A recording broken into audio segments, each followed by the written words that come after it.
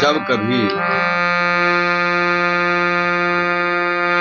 नया होली किसी दाम्पत्य जीवन में आता है तो अपनों से दूर होती है, तो उसका एक ये पद रचना।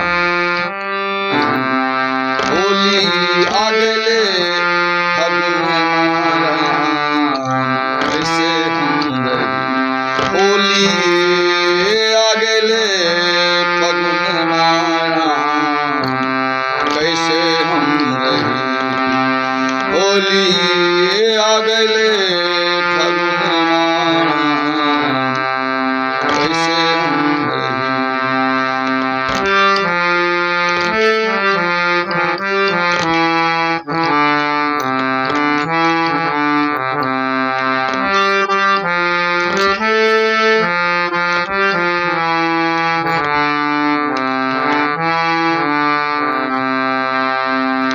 रउआ हम बानी नहरवारा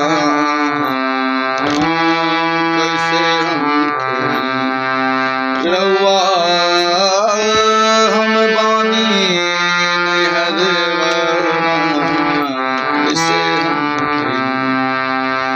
हो ससुरा में नहीं मोरा,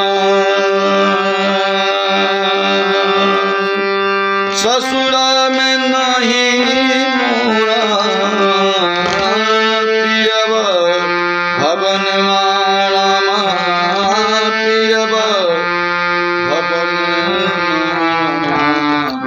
कैसे हम खेली। होली आ गए फगुन मारा कैसे हम खेली, होली आ गए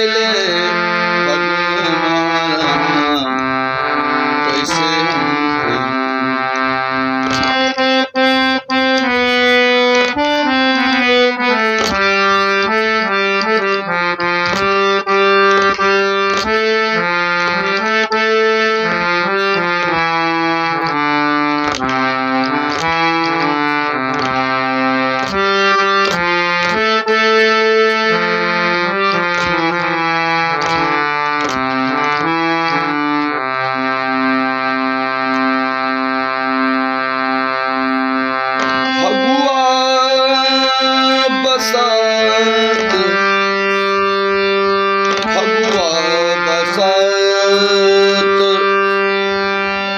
पर रे सुहान, फगुआ बसत पर रे सुहान, मोजर मोजर लागे मोहे सुहन मारा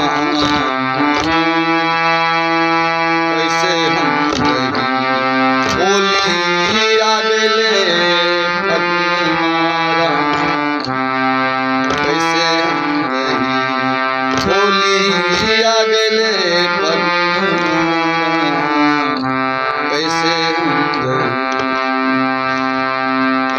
याद आए दे बरनन की, याद आए पियबा रामा, याद आए पियबा रामा कैसे हम रही, याद आए दे बरनन की, याद आए पियबा रामा, याद आए पियबा रामा कैसे हम रही। होली आ गए फगुन मारा कैसे हम रही, होली आ गए फगुन मारा कैसे हम रही।